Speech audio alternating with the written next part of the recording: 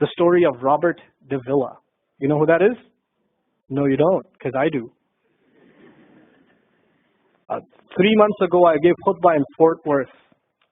I haven't been to that masjid in 4 or 5 years, and they invited me for some reason, and I went. And I gave khutbah there. My khutbah was about dua. An Egyptian fellow comes up to me, a young man came up to me afterwards, he goes, Allah fulfilled my dua today. And I said, what's your dua? He said, my dua was that Nouman Ali Khan should meet Robert Devila. I was like, are you Robert Devila? He goes, nope, I am not Robert Devila. Robert Devila is my friend. But I think Allah is fulfilling my dua. I was like, fire away, I want to know. Robert Devila is a young man who lives in a town 40 minutes past Fort Worth. He was a farmer, young guy. And he was hit with some sort of genetic disorder that kicked in later on in his life, and he became paralyzed from the neck down. And he lives in a nursing home. Most people in that nursing home are 90 years, 100 years. They're really, really old people. And then there's, his room where he's paralyzed neck down. He's the only 30-something-year-old that is in the nursing home, okay? And he's been in that nursing home for the last 10 years. His family got a computer for him that's voice activated, so he can give voice commands, put a headphone on and Google stuff and search stuff so he can surf the web and find information. In his room, and by the way, staunch Christian family, the minister comes and prays for him every week and things like that. And his best friend was in the bed next to him. One of his best friends. He became best friends because he met him at the nursing home. This person was also paralyzed and he needed a new liver. Okay? A liver transplant. He was waiting for a liver transplant. And they used to talk about, God and things like that all the time. They were good friends. Finally, his best friend got a call that there's a donor available for the liver. So he's so excited. He goes, Robert, I'm going to miss you, but I'm going. I've got a donor. So they take his friend and they go into the operation, and his friend died at the operating table. Now his friend, who's also a Christian, the deceased friend, his sister, took one of the amulets of his friend, a crucifix, and she gave it as a gift to Robert. This is a reminder of your old buddy. So he hung it on the side of his hospital bed. Robert Devila lives a pretty decent life in there. The nurses take care of him. He's a happy guy. And one day he goes to sleep and he sees a man in his dream. That man says his name is Muhammad. And he says, pointing at the crucifix, God did not send messengers so they would worship the messengers. God sent messengers so you could worship God. And Jesus was just a man. He walked in the markets and he ate food. He walked in the markets and he ate food, and the dream stopped. He only knows that Jesus was just a man. He knows there's a man named Muhammad that said that to him. He said that messengers came so people could worship God and not the messengers. This is all he knows. So he starts Googling Muhammad. He finds Islam. He takes Shahada. When he takes Shahada, he wants to learn about the Quran. So he goes on these chat sessions and finds somebody needs to teach me Quran. He finds a brother in Egypt that he gets together with on Skype to try to learn Arabic. Learn the Arabic alphabet. Once he learned the Arabic alphabet, he learned to recite the Quran.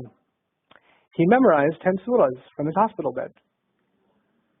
Then he said, I'm beginning to memorize the Quran, and I'm beginning to learn about this prophet, but I need to understand the Quran. So he starts Googling how to understand the Quran. And for some reason, he ends up on my videos. And he starts watching my stuff. And he watched almost everything. And then here's the kicker. In the nursing home, there was an Egyptian fellow that used to come in and do some repair work. The Egyptian fellow has his own awesome story. The guy had basically lost faith. He wasn't religious. The nearest masjid to him was 50 miles away. So he didn't really go to Jum'ah much anymore. But he felt a spiritual void, so he started going to the church just to feel closer to Allah. Raised Muslim. He goes to the church just to feel closer to Allah. He's passing by Robert's room one day and he hears وَالْعَصْرِ إِنَّ الْإِنسَانَ لَفِي خُسْرٍ. So he walks into his room and says, Robert, what are you listening to?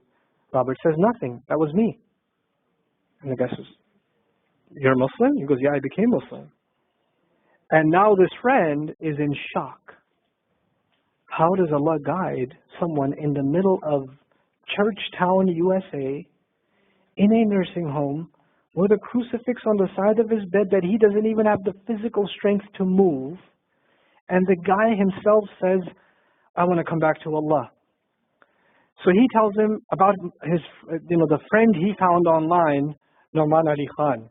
So the Egyptian fellow starts watching my videos. And then he says, I wish I could meet him one day. And he says, okay, I'll pray for you. And after 5 years, that Egyptian friend shows up at the same masjid that I haven't been to in 4 years. And after Jummah says, I think Allah wants to fulfill my friend's dua and my dua. So I said, I think He does.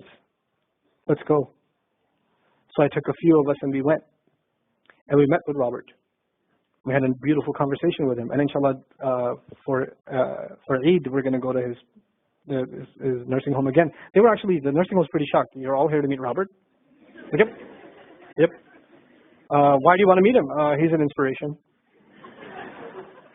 Let me check if we can. They had to call the hospice administrator and all this stuff, and then eventually let us in. And Robert's in shock. And then I meet with Robert. We're talking, and I was like, "Hey, Robert, so I heard you memorize some surahs." He says, "Yeah. Can you recite one for me?" So he recited Surah Al-Asr. Not one of us was not crying. We're just in tears.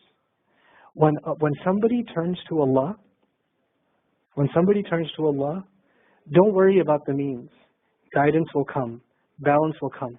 I want to tell you some more about Robert because young guys are here. Young guys that play basketball. Young guys that are healthy. Young guys that have ambition. I told you what's his paralysis, from where to where? Neck down.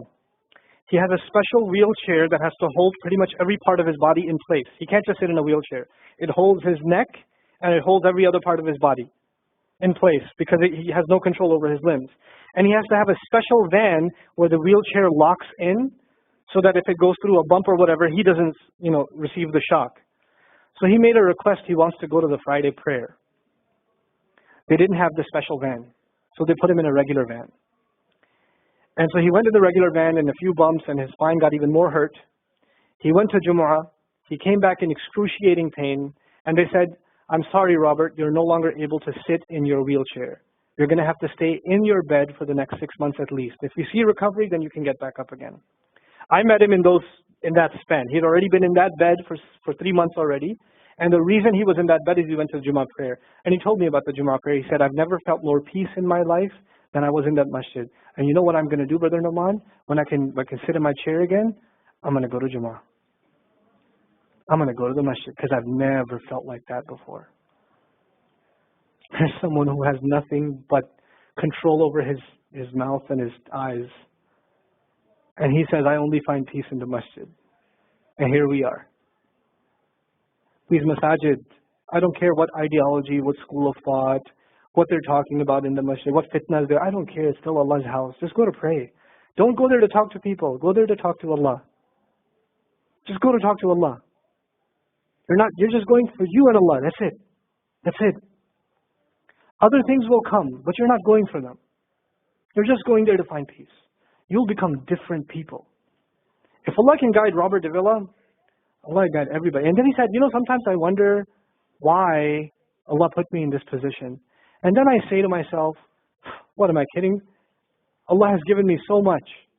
I am so grateful for what He gave me. And if this is the way He was going to bring me to Islam, it's all worth it. So worth it. You have Muslims that lose a little bit of health and they say, why is Allah doing this to me? And this man, if you would think, nowadays atheists argue because of suffering, there is no God.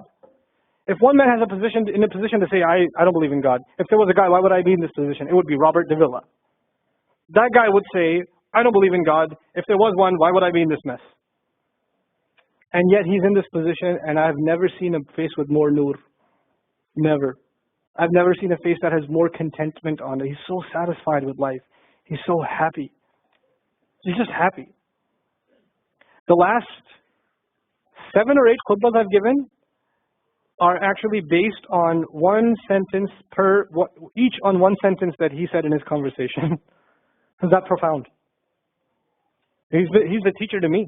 I consider him a teacher. He's my sheikh. Somebody says, who's your sheikh? I say, Robert Devila. Really? Is that a pizza place? Or no. No. The guidance is all around us.